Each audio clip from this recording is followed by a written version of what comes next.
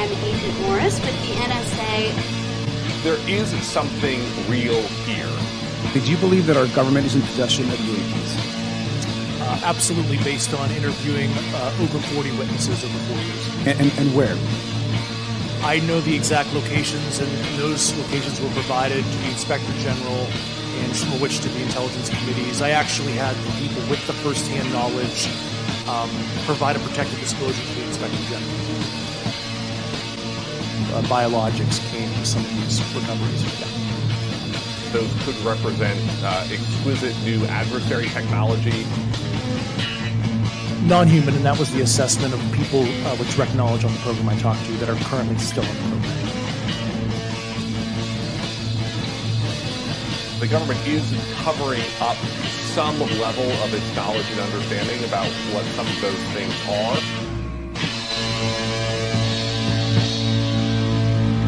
The Sol Foundation, which just announced a new initiative for UFO research and policy. It's nuts, man. I mean, we're just small-town buds who saw a UFO in the woods. I mean, now we're hanging out with the government. Wow. What floor were you guys on? Hello, everyone.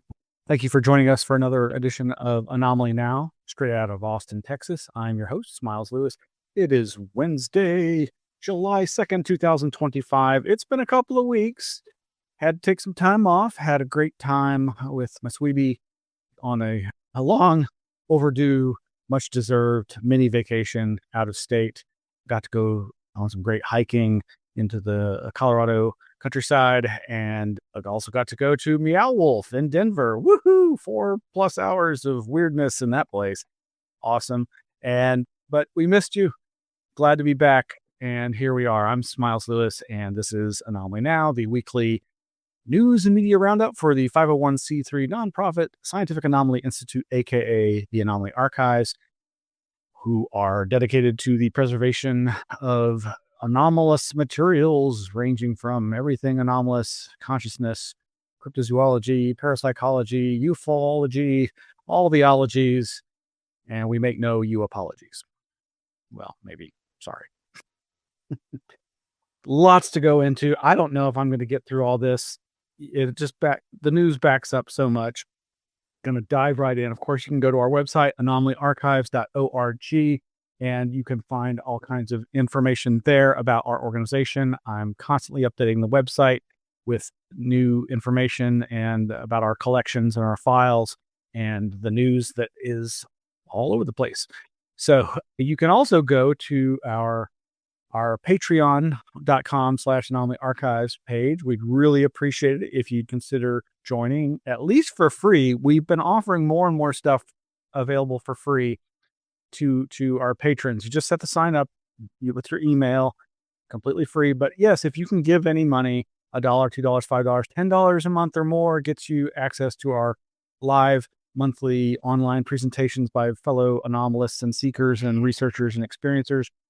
Got some great events coming up in the next several months. I don't have the exact dates and times yet, but lots of great people. Barbara Fisher is going to be talking about living lights in the coming months, several months. And Twee Snyder is going to be talking to us about her latest work in cemetery symbology.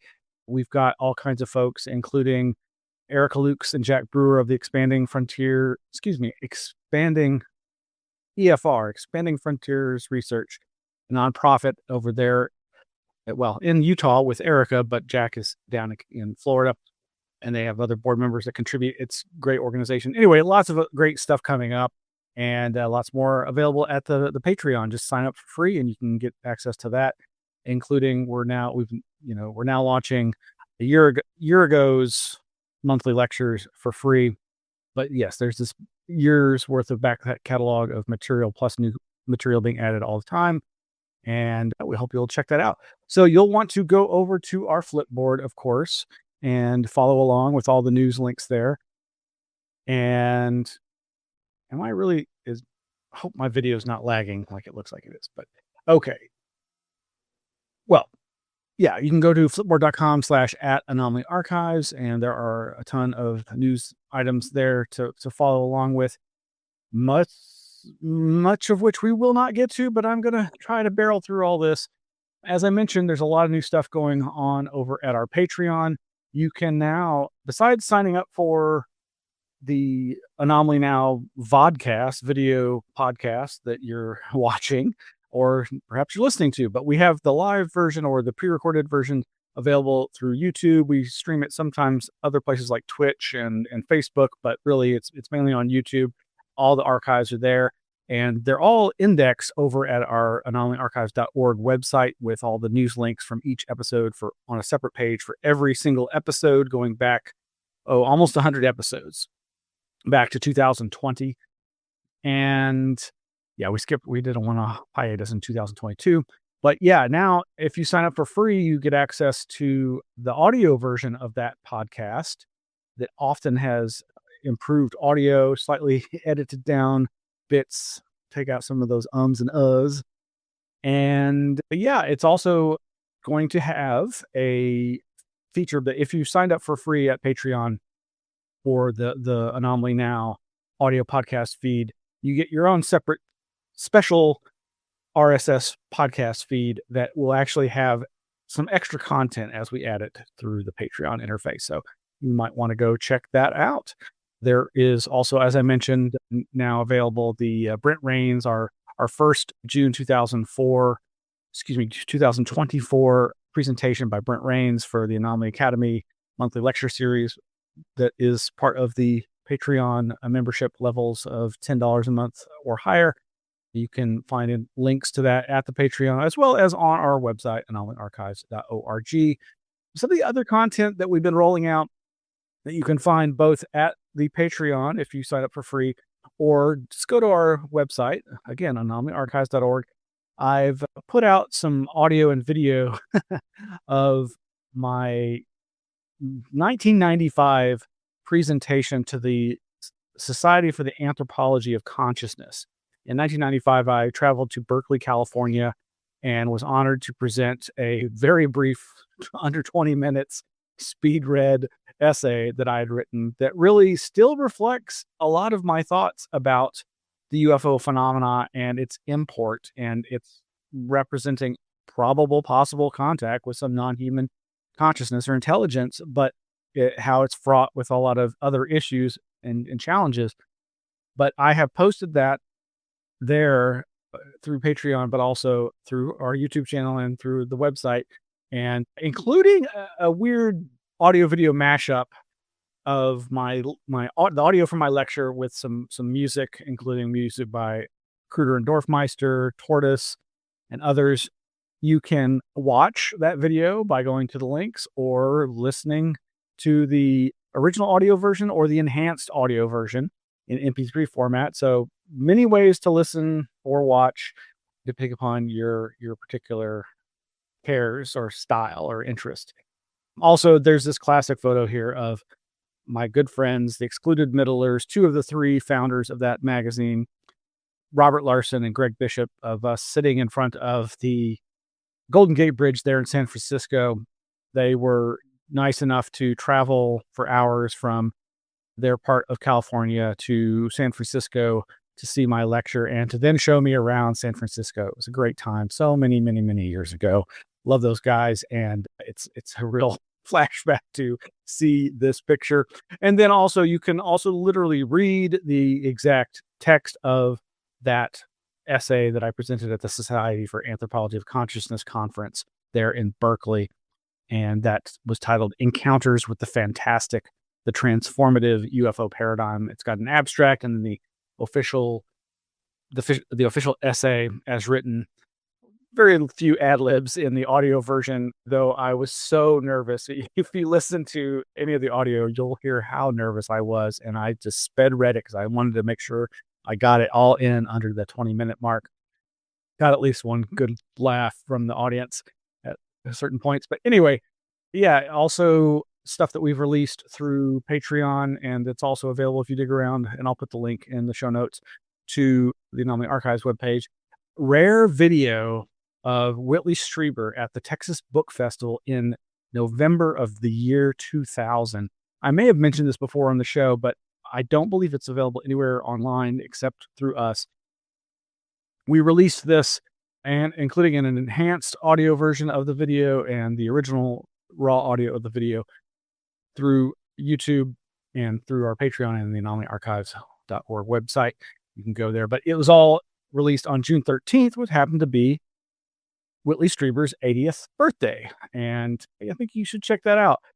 Actually, will this play? It was in late December of 1985. I had a rather strange experience, a close encounter, and it seemed entirely real at the time it happened, and it was very confusing because it was not something that was supposed to be possible, and it destroyed my whole paradigm, my whole model of the world was thrown into confusion because suddenly something had occurred that could not happen, and yet it had.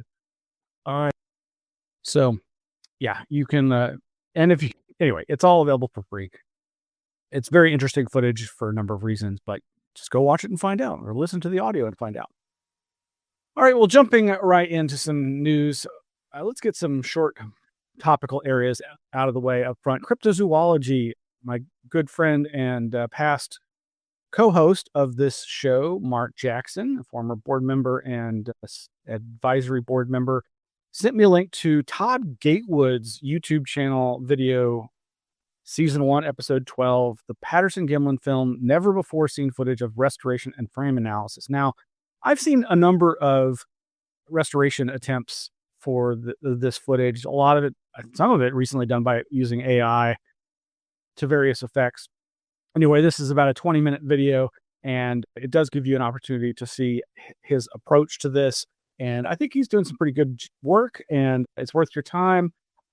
Considering what he's got to work with in terms of the quality of the original footage, I think you'll see that it's good that there's people working on this. Preservation is really important in film, like so many other physical media do degrade over time, and this is a real issue, obviously. So, meanwhile, also in the cryptozoological realm is recent appearances by our good friend Chester Moore Jr., who is an East Texan outdoorsman and journalist and investigator. Rob Riggs and I went on a investigation with him into the East Texas wilderness, looking for evidence of Bigfoot encounters. And we've talked about that before, but over on the CFZ On the Track YouTube channel are two recent episodes of our good friend Chester talking to host Jonathan Downs.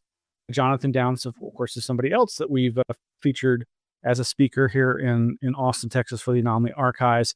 And that audio is available through the Patreon as well. But yeah, On the Track episodes number 342, Rediscovering the Red Wolf and More, featuring Chester Moore Jr., as well as On the Track number 343, Cloning, Coyotes, and Speciation, plus lots more, featuring Chester Moore Jr.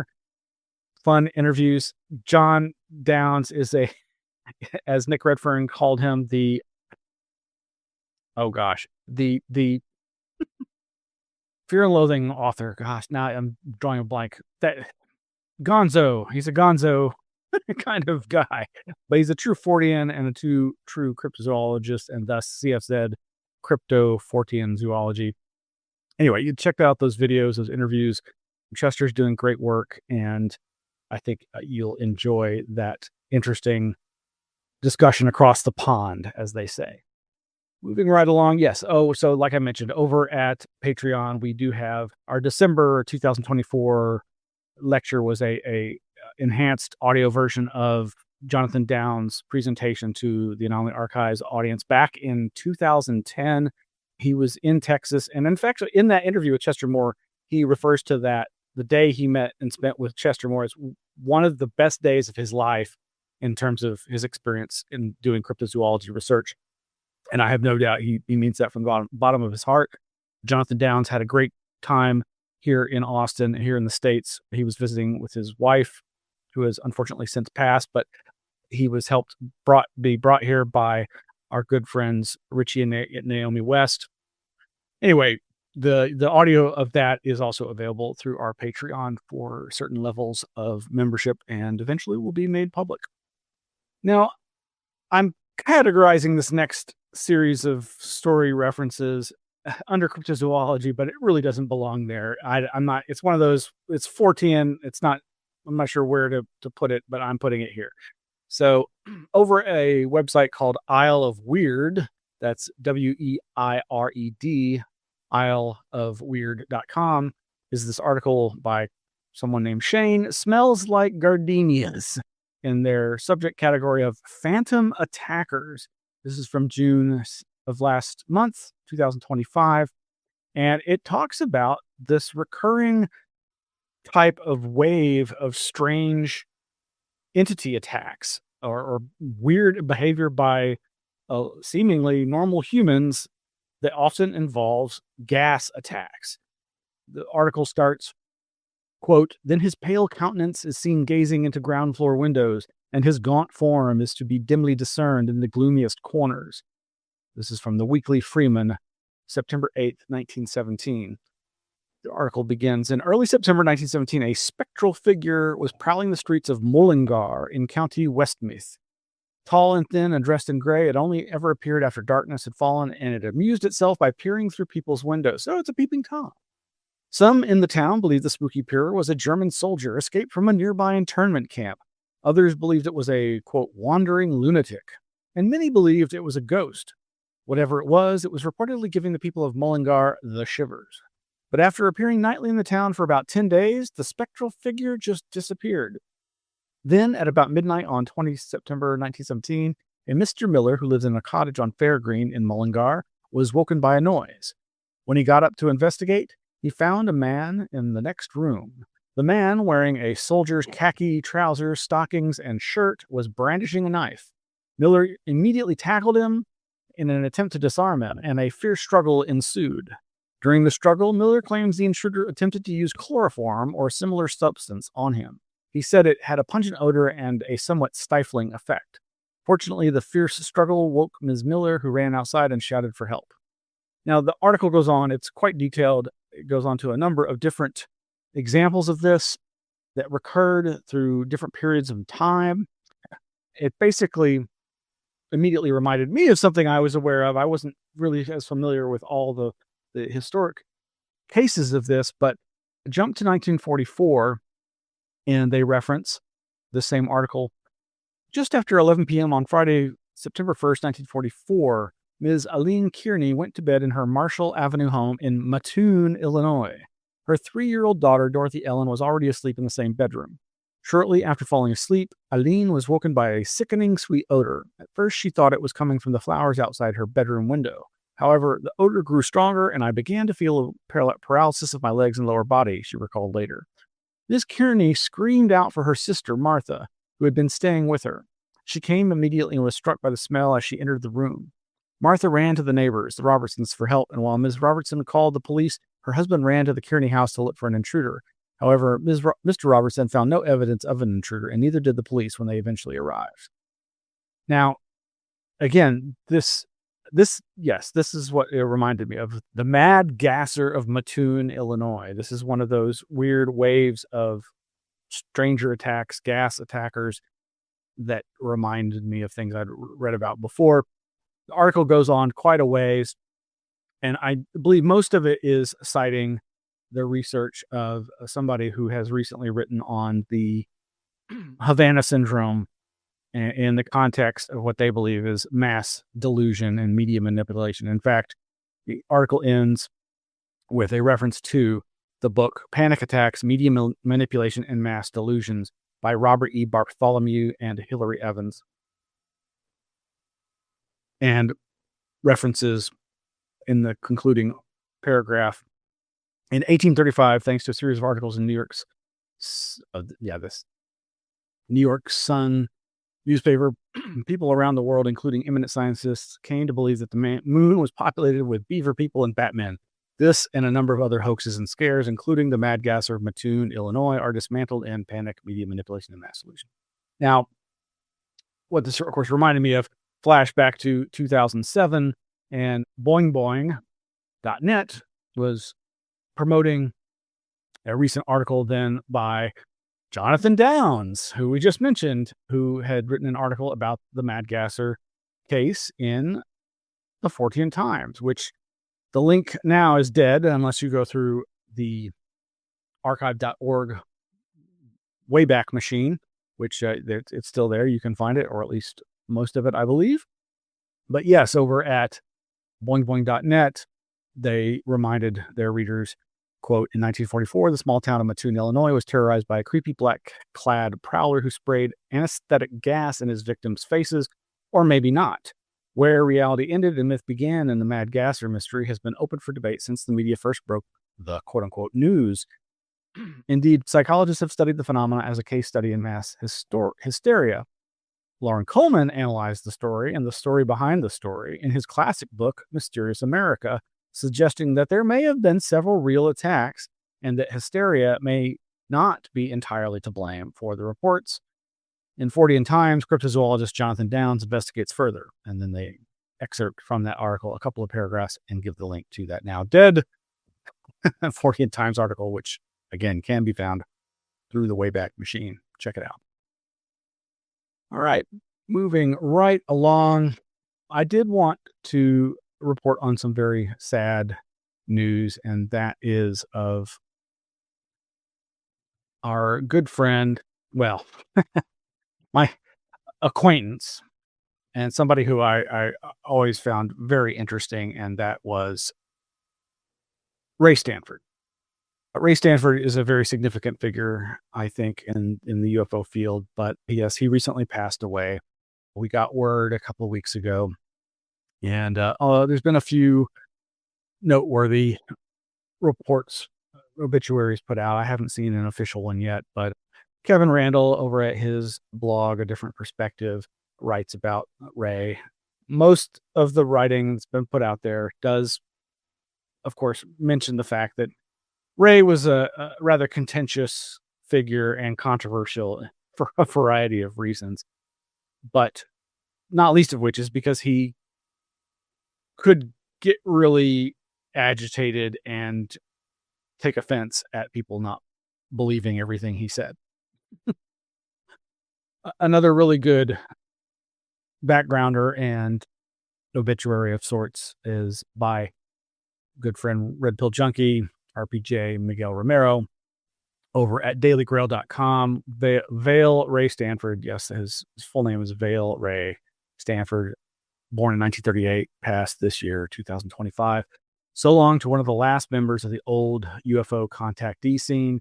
This is a really good explication of Stanford's and his brother Rex, Ray and Rex Stanford, their amazing journey through the ufological field in its earliest days, in the contactee days.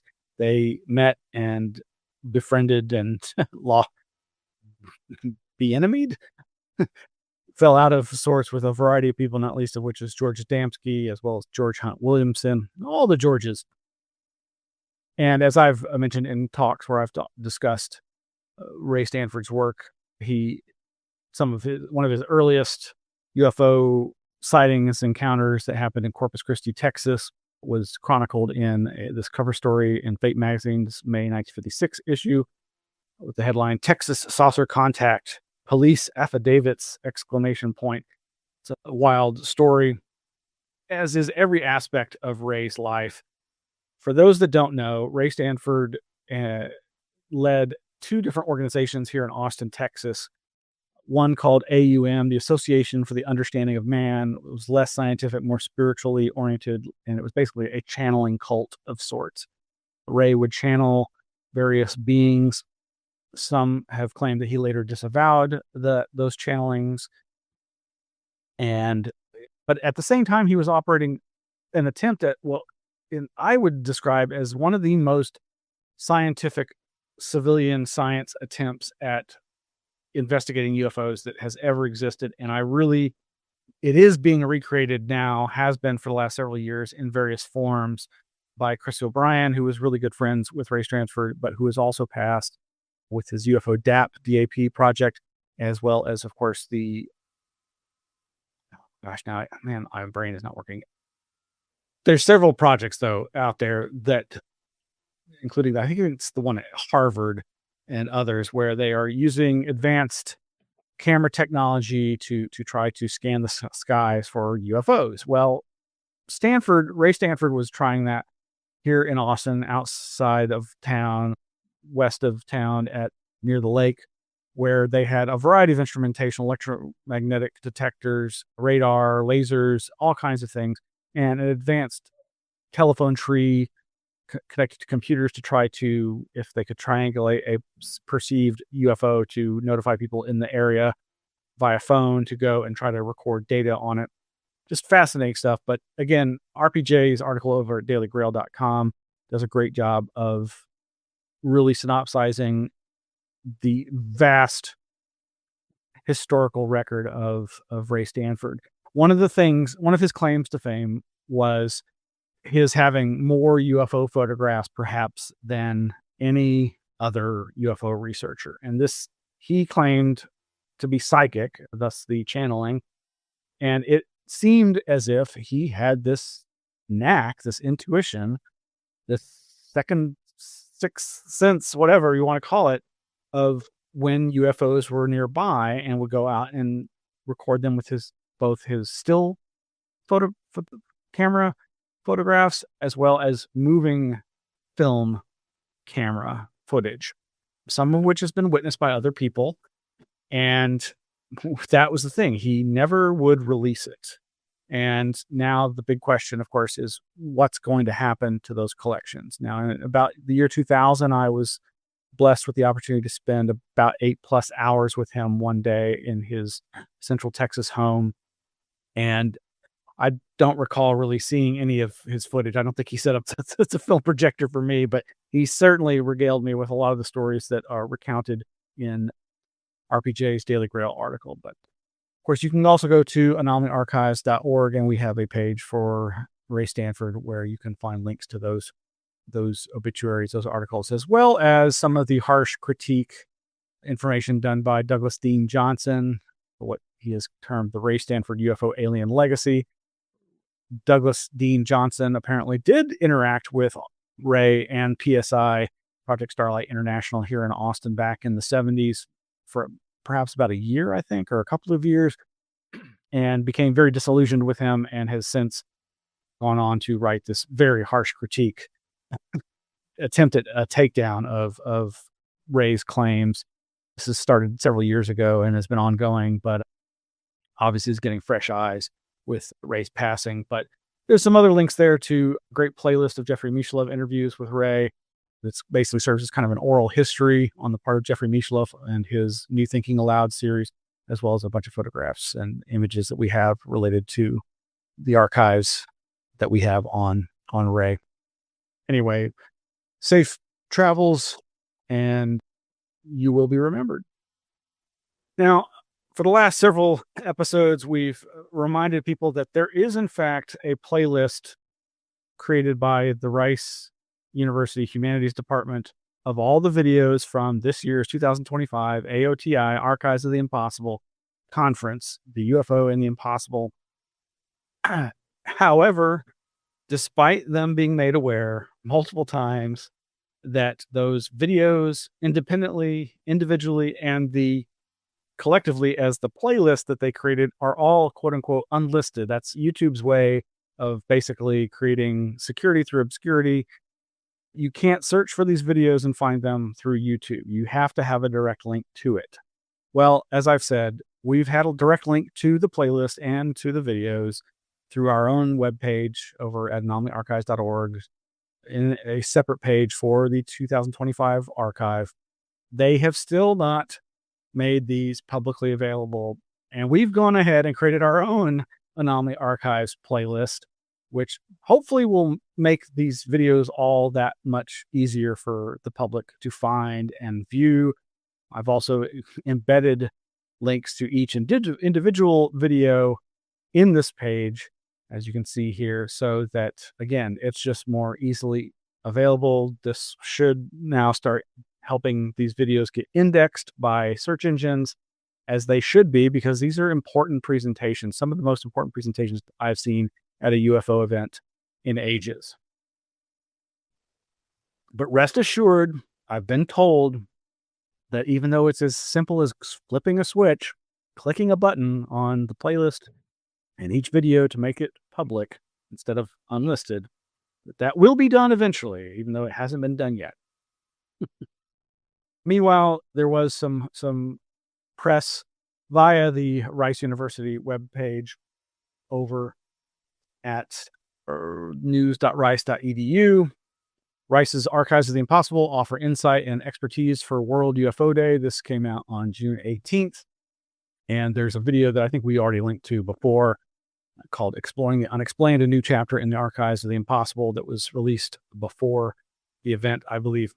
But it's, it's a promotional, it's basically a press release on the part of the university trying to get more traction and promotion of this wonderful institution's efforts in archiving and preserving and educating the public about these materials. Moving right along, there are some other interesting events coming up. There is this big event, the 2025 Skyfire Summit. This video available over at somebody's YouTube channel. This is being put on by, I guess, Sedona MUFON. It's got a wide range of participants, including Travis Walton and Melinda Leslie and David Hatcher Childress. So anyway, if you're in the area and interested, you might want to check that out. This is coming up in October, I believe. So we've got the link to the promotional video, which has probably got links to all the information elsewhere. Other events coming up that you should be aware of, especially if you're in Texas. I guess this is going to be Is this the 4th annual? Yeah, I think it's going to be the 4th annual Texas UFO Conference. I was honored to be a speaker at the inaugural one in 2022. And this year is again happening in Jefferson, Texas, Bigfoot capital of Texas.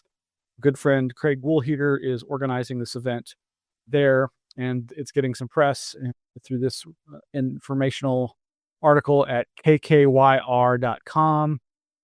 I think that's for the record. It's a radio station Kicker 102.5. So yeah, Jim Weaver there reports on full disclosure. Get the latest info at the 2025 Texas UFOCon in Jefferson. And it gives a rundown on the presenters, including Mindy Toutfest, Lillian Jimenez, Mitchell Whittington, Martha Hazard Decker, and a good friend Daniel Allen Jones. Daniel will yet again, I believe, be emceeing this event. He is the master of ceremonies for so many Bigfoot cryptozoology-oriented conferences, UFO events, and paranormal festivals and events around Texas and surrounding states. Daniel is great, and I'm so glad that he makes his way around. But yeah, you can find out information about each of the presenters and their topic area there at this Kicker 102.5. It's kkyr.com, and we'll have, of course, the links to this and everything else I've been talking about in the show notes for this episode. And lastly, in terms of upcoming events, actually, this one's already passed, and this is the video now. Oh, it's not showing it to you. Humanity Rising Network presents the European UAP NIHI Disclosure Summit of 2025.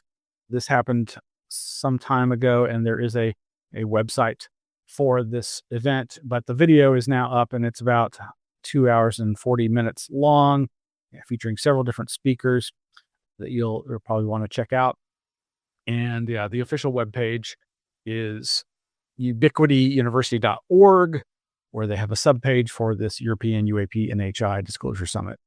And they have a link there that if you click on will take you to that video that is the presentations. Okay, I need to take a quick breather, and we'll be right back.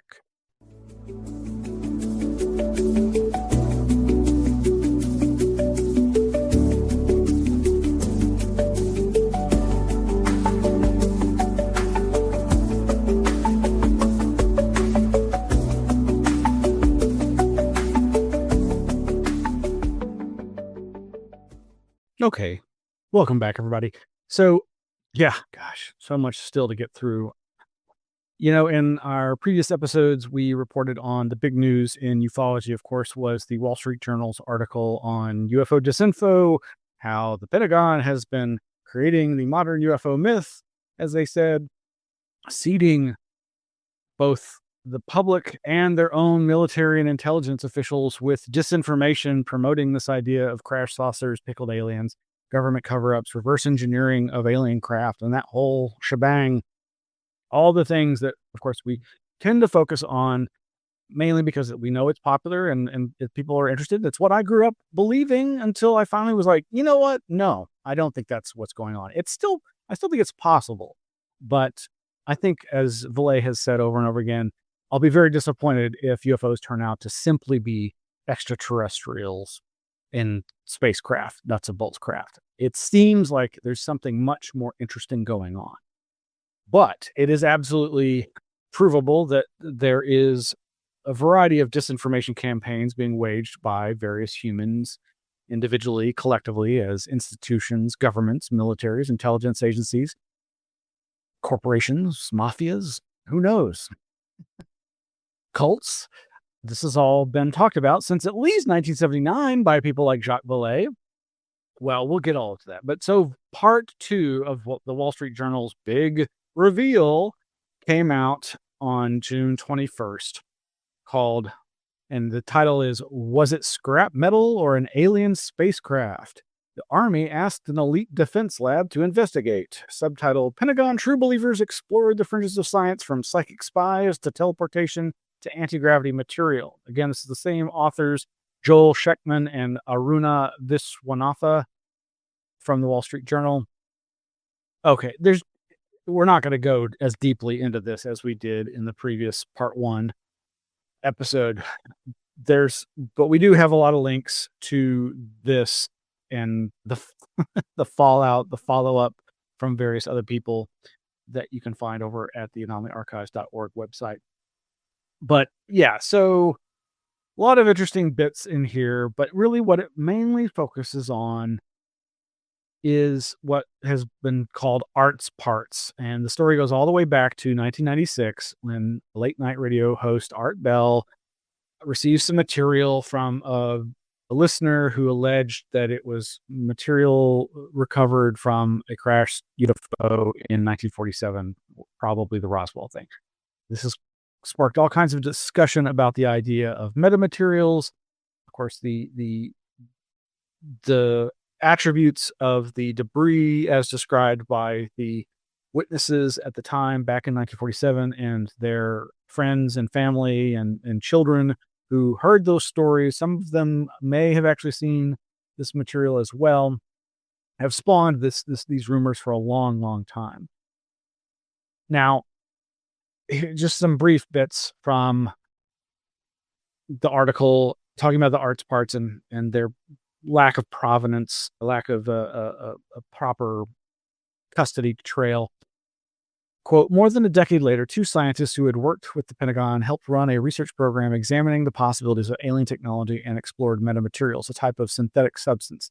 The program published research speculating that metamaterials could bestow aircraft with exotic powers, such as invisibility.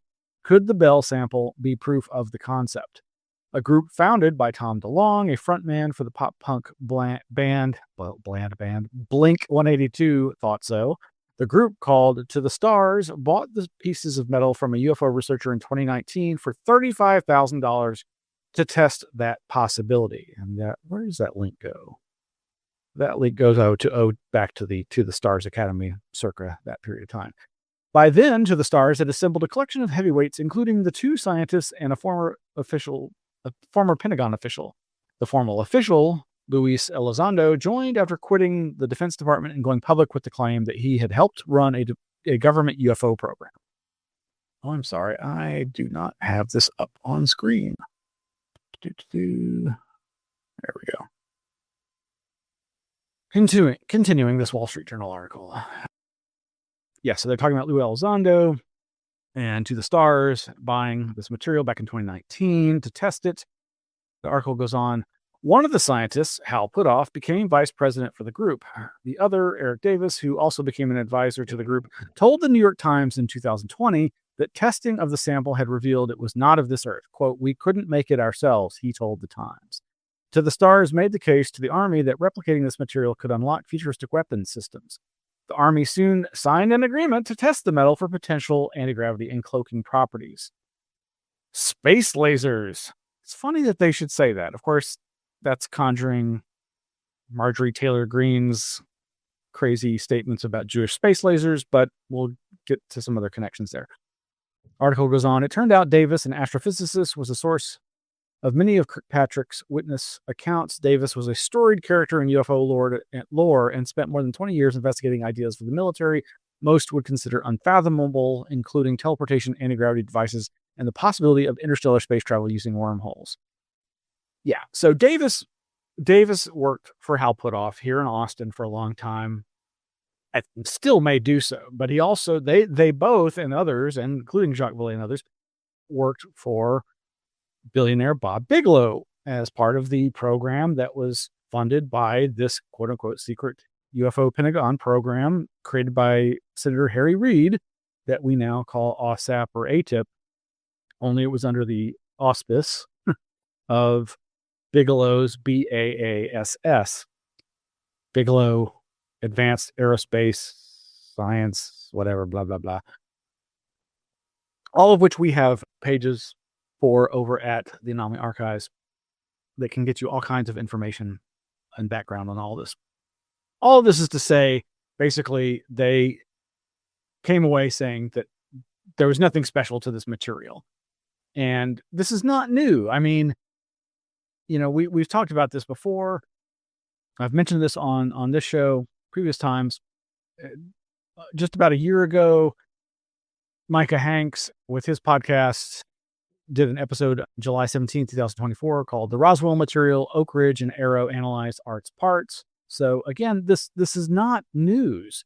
The Wall Street Journal is promoting this as some grand revelation, but as happens so often, they got some people who have seemingly no background or knowledge of the UFO field, and to them, sure, it's all new and interesting and newsworthy, but this is stuff that those of us who've been at this a long time are already very well versed in.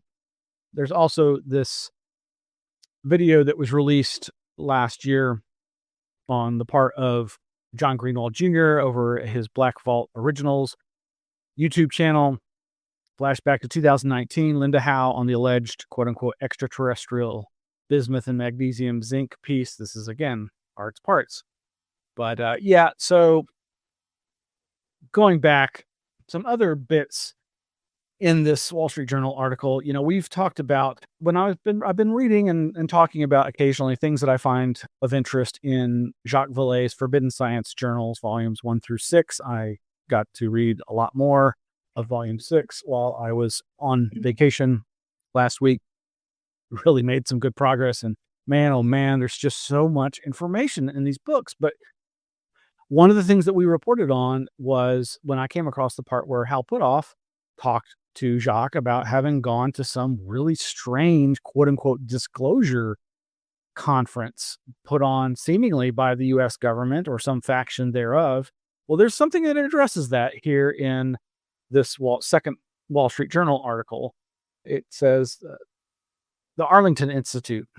Puthoff, who also had a long history with exotic U.S. programs, creating one for the CIA in the 1970s to deploy psychic spies against the Soviet Union, told Kirkpatrick's team of another mysterious incident that had fueled UFO belief. He said he had been invited to a 2004 panel in Arlington, Virginia, the type the government often quietly funds through think tanks to field new ideas. This one, Puthoff said he was told, was sponsored by the White House and given a very specific prompt. Help the president decide whether or not he should finally disclose the existence of a crash retrieval program and assess the possible upheaval the revelation would ignite. What would be the effect on the stock market, on religion? Would aerospace companies sue the government into bankruptcy when they learned their rivals had decades ago been given access to alien technology? We added up all the numbers and we said, no way, we can't handle disclosure, Puthoff said in an interview. Kirkpatrick's team investigated whether the White House really sponsored such an event. The chief executive of the think tank that hosted the discussion, John Peterson, told Kirkpatrick a former senior Pentagon space official had notified him that President George W. Bush was preparing to make public all the secrets held by the government about aliens. Quote, "I was told that it was real, that it was happening," Peterson said in an interview. But months later, when Peterson asked the former official about the monumental truth about to be revealed, the reply was, "I don't even know what you're talking about," unquote. Bush's chief of staff from that time told Kirkpatrick he didn't know about the panel or any such plan to disclose alien secrets. Both Kirkpatrick and Peterson ended up with the only explanation they could think of. Arlington Institute and the panelists had been tricked. For what reason remains a mystery. So again, this has been in Vallet's book as part of his journals for at least a couple of years, I think, as far as the published version. And so, yes, these are the kinds of bits of information that have been circulating that foment this myth, as the Wall Street Journal is trying to say. But again, this is not news. We've known that there's been these kinds of things happening. And yes, anybody with an agnostic approach is like, I don't know whether it's true, but it sure is interesting. And it sure makes it seem like somebody wants us to believe these things. Oh, we'll get to that. Another section, maybe it's the second to last one, is called The Safe. I'll just get to the next article that I want to reference that talks about this, but it has to do with Lou Elizondo trying to get his evidence to the press. And then there, of course, is a section called Football Field-Sized Craft that mostly talks about David Grush and his interactions with Kirkpatrick and them not being able to prove any of it. And that's it. I'm like, where are the big revelations? I mean, the previous article, excuse me, granted, the previous article at least had the revelation that, oh, wait, there was something that was requested to be excluded from the Arrow report, requested by the Air Force because it would embarrass them and create more distrust in the government. That was pretty big news. I acknowledge that. But is it news to those who've been paying attention? No. Who've been in this game for a lot longer? No. All right, over at uapdisclosurefund.org, we have this article from June 26th. UAP Disclosure Fund requests corrections to Wall Street Journal UAP series, June 26, 2025. It basically has an opening saying that the UAPDF Chairman Christopher Mellon sent the Wall Street Journal a formal letter detailing material inaccuracies in its recent two-part series on unidentified anomalous phenomena. The full text of that correction request is reproduced below for public reference. This is kind of a hard-to-read scans of looks like a 3 or 4 page, 3-page letter. I'm sure it's filled with good rebuttals to a lot of the information, but unfortunately, they didn't include a text searchable version. So somebody please OCR this and put it up. Don't make me do it. Okay, so about that safe. Sentinel News journalist Baptiste Friscourt has this article, Wall Street Journal, Arrow fails to recover direct evidence of UFOs from a safe. Joel Sheckman and Aruna Viswanatha describe how, under the direction of Dr. Kirkpatrick, Arrow took hours to reach the location of a safe, even though it was Lou Elizondo's office. Yeah, so basically, Lou Elizondo was interviewed by Kirkpatrick and Arrow. He revealed that his investigation had uncovered a secret program that had recovered extraterrestrial biological material. Elizondo also stated that solid evidence from his investigation stored on a hard drive was safely locked in a safe in his former office. He specified that a contact had confirmed to him a few days earlier that the hard drive was still there. Quote, hours after hearing of Elizondo's evidence, agents from the FBI and the Air Force's investigations unit cordoned the office and gathered with a drill to break open the safe. As they approached it, they realized the drawer wasn't actually locked. When they opened it, they found yet another surprise. It was empty. says this raises several questions. While the presence of apathy may be one of them, this is not the first time it has been involved in UFO investigations. In fact, it has been involved many times before. Quote, AFASI is the Air Force's felony level investigative service that detects and neutralizes threats to personnel and resources. It investigates crimes, fraud, espionage, terrorism, and information systems, and provides specialized services and support to DoD. Free Court goes on. For example, Richard Doty, one of its agents, is known for actively spreading disinformation about UFOs. Anyway, all this is to say, you got, what is it, the fox guarding the hen house?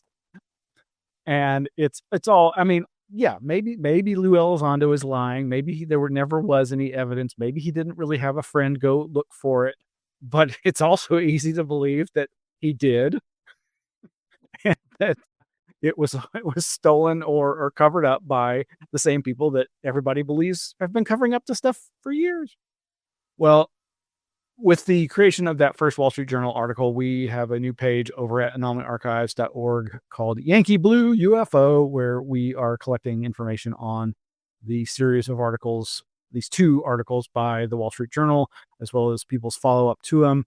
I have not updated it with the latest stuff about part 2, as we've been covering here, but that'll be put there for preservation and public education purposes, and we hope you'll enjoy it. But again, this is not new.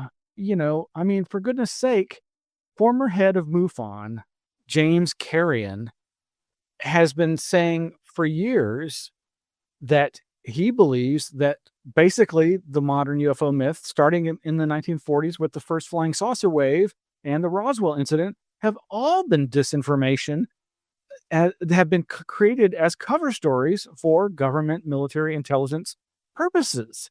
And he has made his 2 books, Anachronism and The Roswell Deception, available for free online.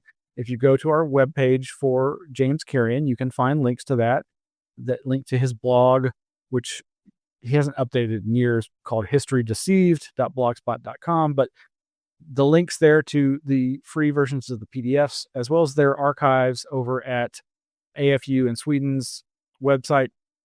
But yeah, and of course, he's been most recently interviewed by EFR folks, Expanding Frontiers Research headliners Erica Lukes and James Brewer in a conversation called Cold War Deception and UFOs with James Carrion. And in February of this year, he got an article printed, I think in the online edition, though it's behind a paywall, a publication called International Journal of Intelligence and Counterintelligence, titled Flying Saucers and Opening Salvo of the Cold War, ? Anyway, I don't know that he still believes that there's anything other than disinfo at the heart of the UFO phenomenon, but this is an important part of trying to understand these subjects. You must come to grips with human deception in order to weed wheat from chaff when it comes to these kinds of subjects, especially as it relates to the possible non-human intelligence and possible counterintelligence as exemplified by these disinfo operations. Well, where to next? Oh, yes. So I have recommended many times now the work of Tanner Boyle over at his Getting Spooked blog. I really enjoy his writing. We're very similar in thought on the subject of UFOs and human deception. He has a great new article called How Jacques Vallée Was Targeted by a Tentacle of Danny Casolaro's Octopus. In Forbidden Science Dispatches number 10, we look at a mystery caller with a finance ploy, Robert Booth Nichols, Bob Lazar, and the Sam Israel III Ponzi scheme, and the endless octopus conspiracy. Highly recommend this article. As I've been reading Vallée's Forbidden Science journals, it takes me forever, as I say, because I'm taking so many copious notes because there's just so much information there, and it all comes back to now. Everything we're experiencing for the last 10 years has been presaged by little tidbits in his journal, and that's why I'm so happy that his material is being archived and preserved at Rice University Archive of the Impossible. Anyway, this is a complicated story, but if you've if you've watched the Octopus docuseries on Netflix, if you've ever heard of the weird connections between UFOs, JFK, and various conspiracy theories beyond just the Majestic 12 stuff, but involving it, beyond alien autopsies, but involving it. It's just crazy how much overlap there is. And this is a great example. But basically, it all comes down to an apparent attempt to entrap Whitley by somebody pretending to be or suggesting that they were a venture capitalist with connections to kind of deep state elements and an interest in UFOs. Whitley did not take the bait. He saw all the red flags, and at least as he's reported in his journals. But yeah, check this out. It's a great essay, great as always, with lots of good citations and information. So many places to go if you dive into this. Of course, over at our website, we have a page on the Octopus conspiracy with a bunch of links relevant to all these subjects, and I'll be updating it to include this new article. I do actually recommend that Netflix series, American Conspiracy, The Octopus Murders, even though it disappointingly does not ever name our good friend who has passed, parapolitical researcher Ken Thomas, who helped publish the material of Danny Casolaro after his untimely murder, alleged suicide. And it despite it not actually ever mentioning Ken Thomas, I still think it's a worthy watch for a variety of reasons, and that is available through Netflix. Okay, gosh, we're running out of time, or well, we'll see. So a recent interview or discussion between Tanner Boyle and somebody who I am not familiar with, but who has this podcast called Coexist Inc. has episode number 145, UFOs for Dummies. Have not listened to the discussion or interview yet, but imagine it must be pretty good because, again, it's got Tanner Boyle in it. And Tanner tends to have very interesting friends when it comes to folks looking into this subject. But here is a clip that starts that podcast. I forget what X-Files episode this is from, or if it's from the X-Files, one of the X-Files movies. I'm not sure, but I think you'll enjoy this audio clip. I don't think she's lying. I think that if you prepare people well enough to believe a lie, they will believe it as if it were true. And if you tell them a really big lie, like there are aliens from outer space, much more than a small one, they will believe it. And if you suggest to them that these aliens are doing bad things to them, the power of this suggestion will be to make certain people believe that certain psychopathologies and neuroses that they're suffering from can now be attributed to that. Mr. Mulder, Agent Mulder, she has physical ailments. Are you discounting any belief in the existence of extraterrestrials? No, I just question mindless belief. But you've cited evidence. You've made claims yourself. What I've seen because I wanted to believe. If you look too hard, you can go mad, but if you continue to look, you become liberated, and you come awake as if from a dream, realizing that the lies are there simply to protect what they're advertising. A government which knows that its greatest strength is not in defense, but in attack.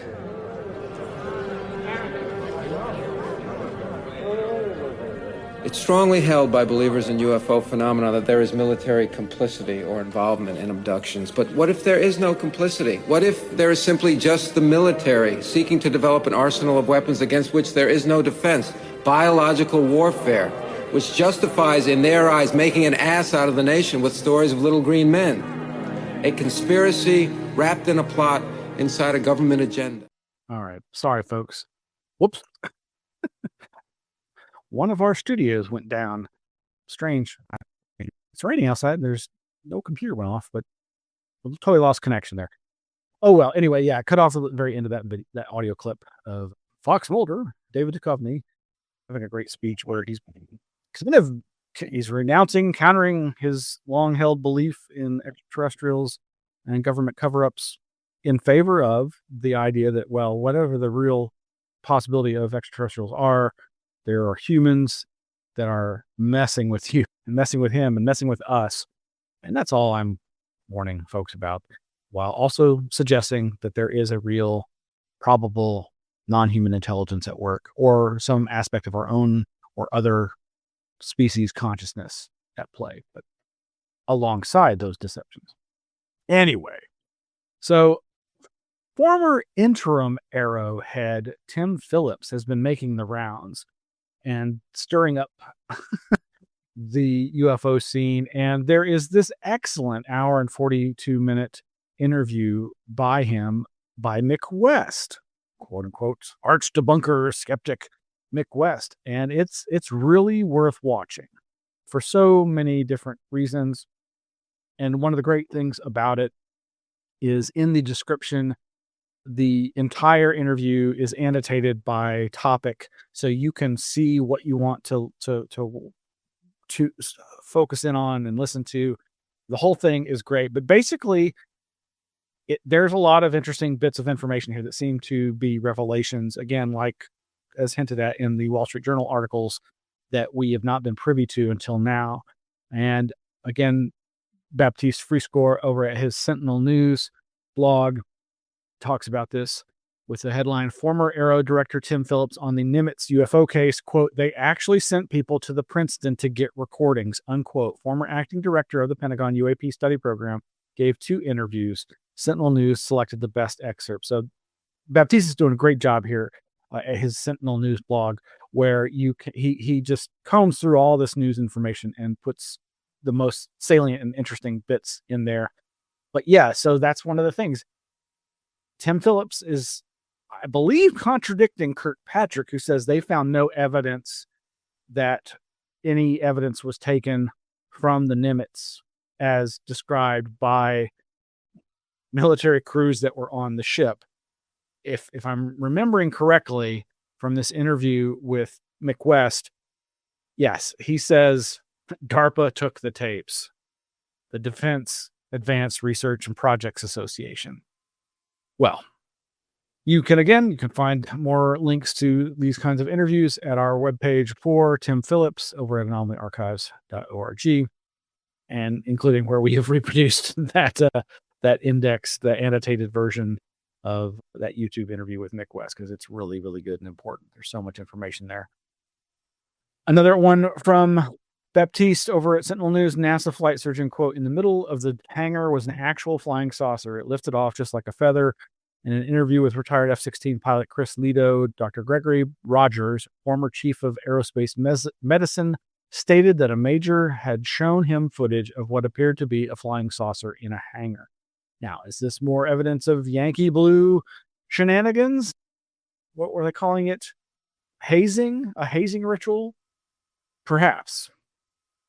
Again, I don't discount the possibility that there are still yet to be discovered reverse engineering programs, that whether or not they've actually recovered any craft, because for a long time, I really would urge people to disbelieve that the UFO phenomena leaves such material behind. The vast majority of UFO and contact cases seemingly leave, maybe charred vegetation, some radiation, that they can have real physical world effects on the environment, but they very rarely leave behind physical material. Now, I know of enough examples, as any good UFO researcher does, that counter that suggestion.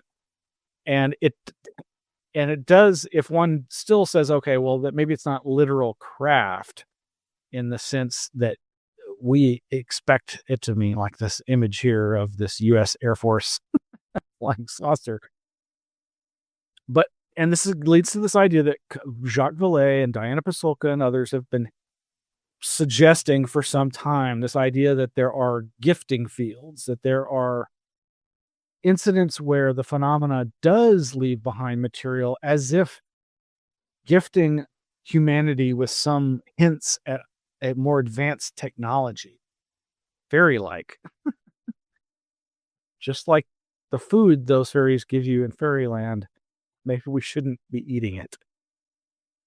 Well, another interesting development is with former Rear Admiral Timothy Gallaudet and his wife Karen Gallaudet and Jeffrey Cruikshank.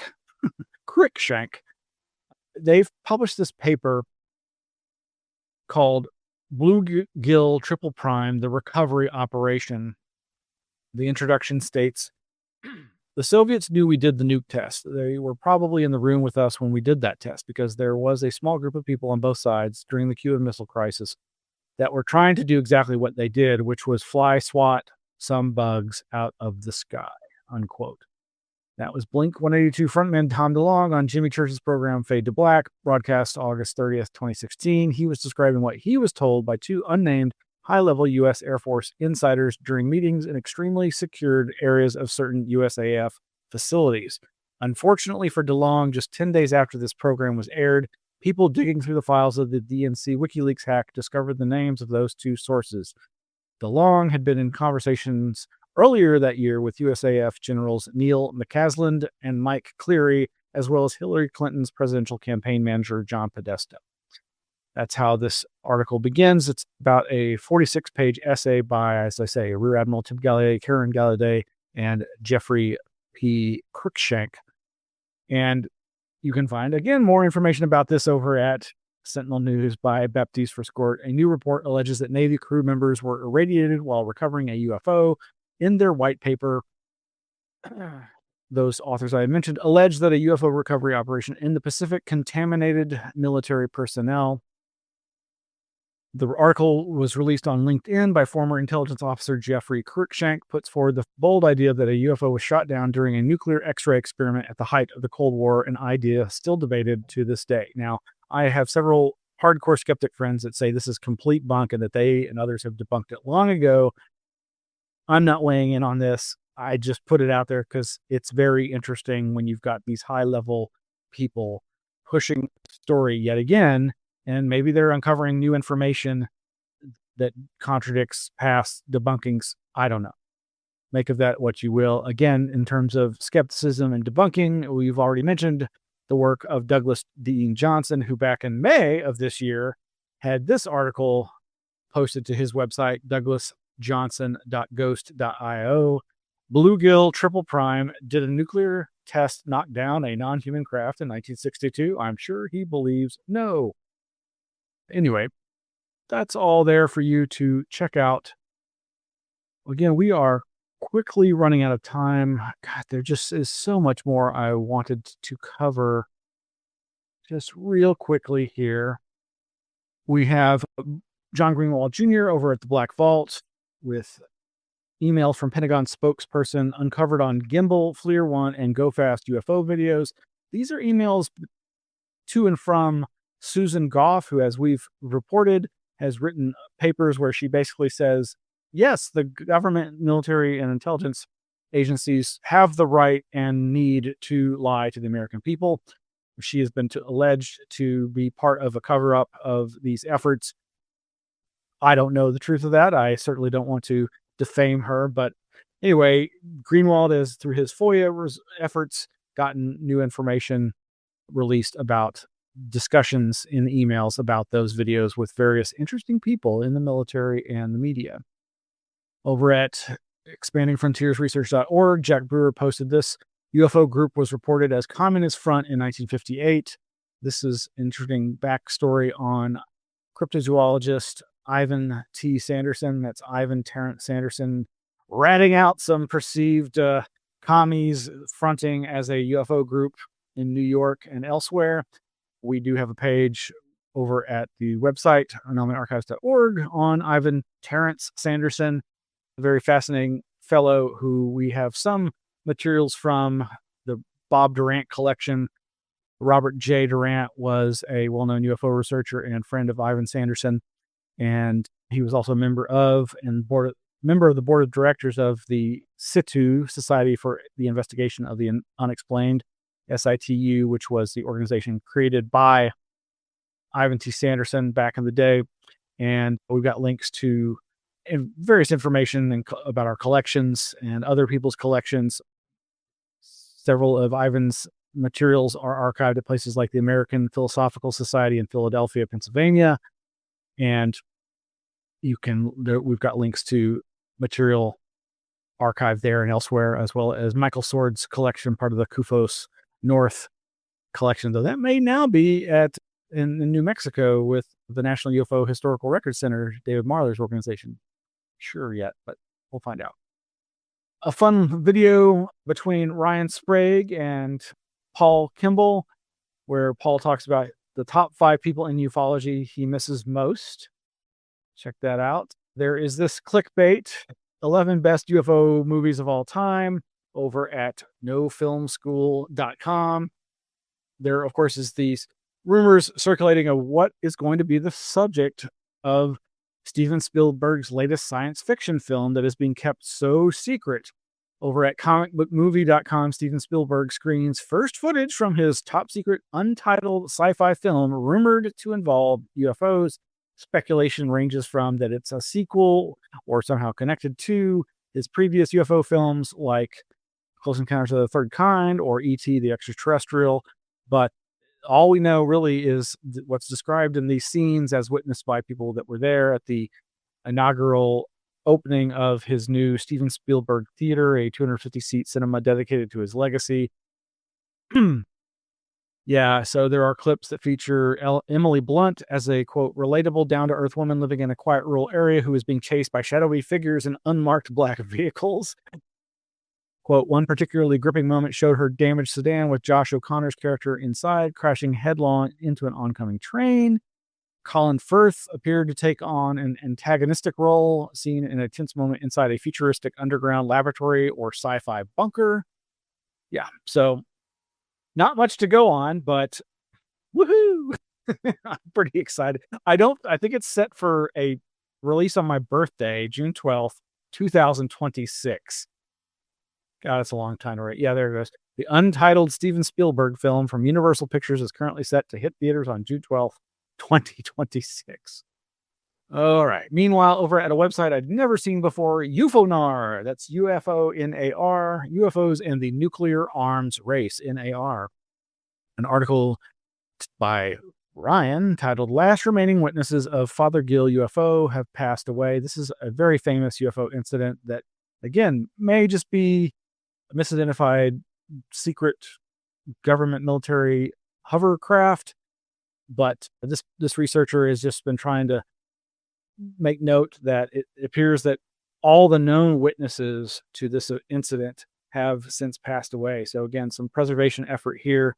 But there is the tip of the hat here to the speculation that this could be some terrestrial, non-UFO, just a misidentified mystery human military craft like these human-enabled flight contraptions.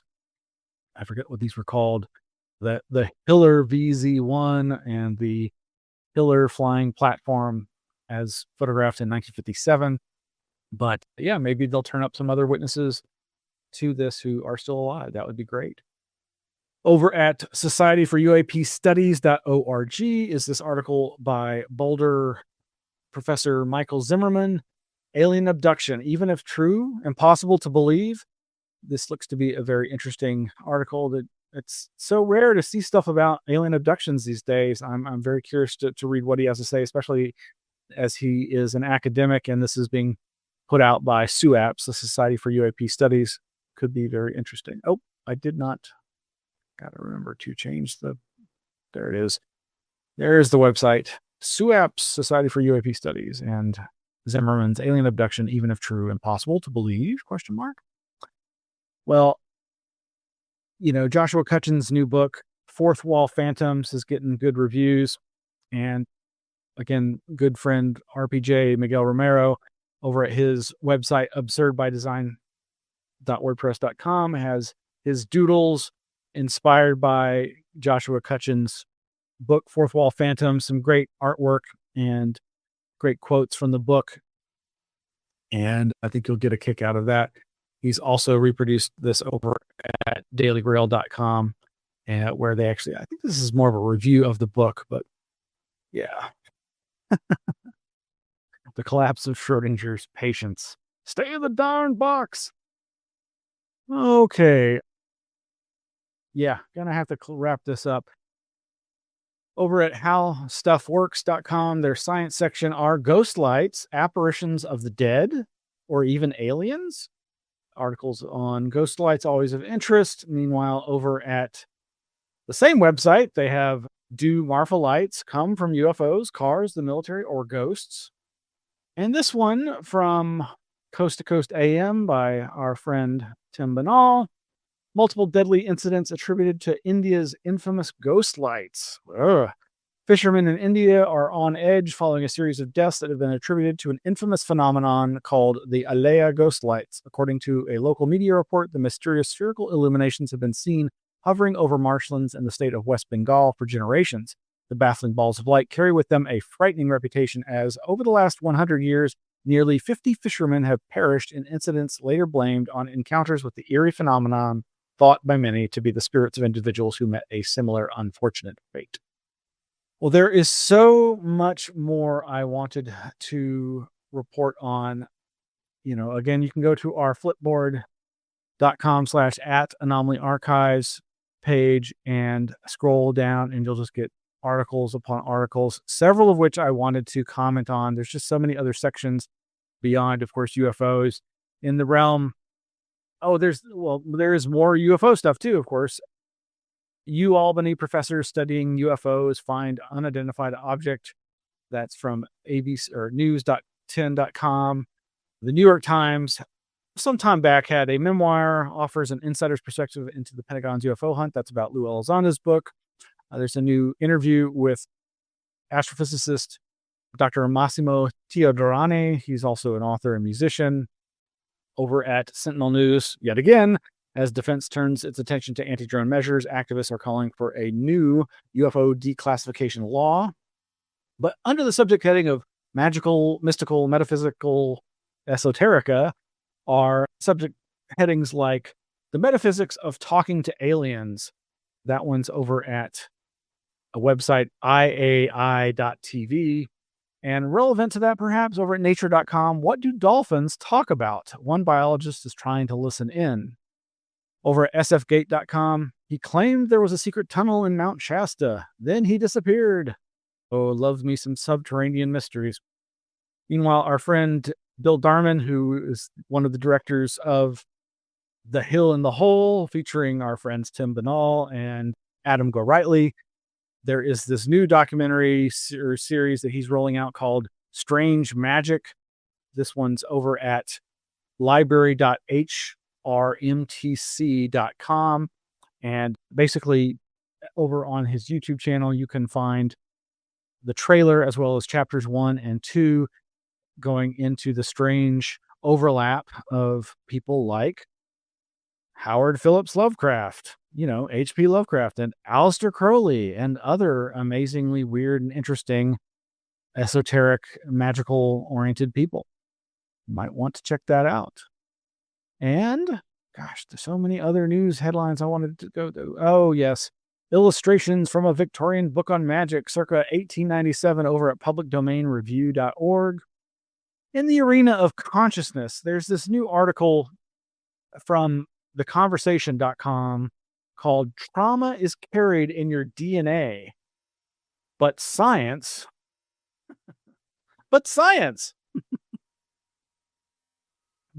reveals a more complicated story. Now, this reminds me of a two-part blog post from UFO researcher David Halperin from a few years back, November of 2021.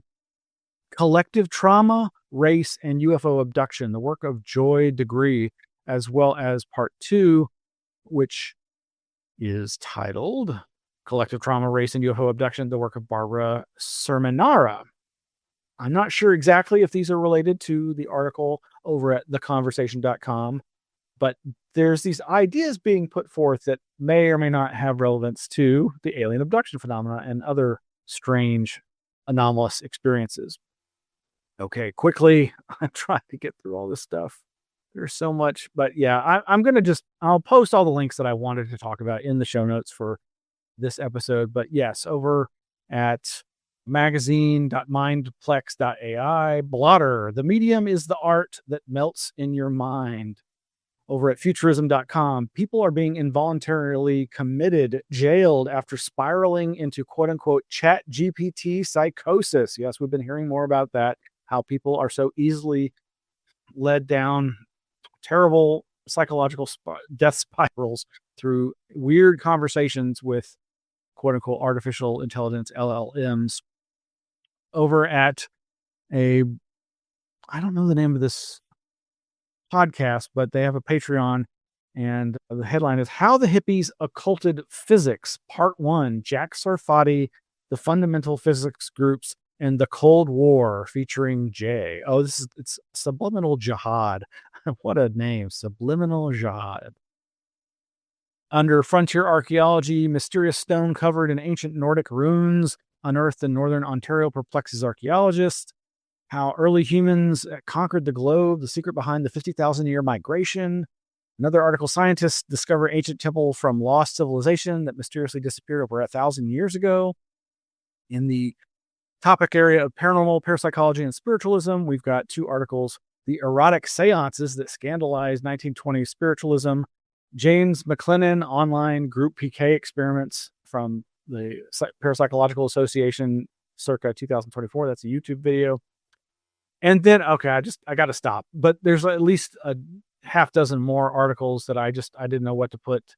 Miscellaneous frontier science that has to do with weird man-eating trees, astrology and artificial intelligence being used to predict the stock market, to gravity research, new physics of theories of time and space. Oh my gosh, just so much information. Well, you get the picture. Go to anomalyarchives.org, click through to our Flipboard. We'll be posting all these links in the show notes for this episode. Thank you for joining us. It's been a crazy hour and a half.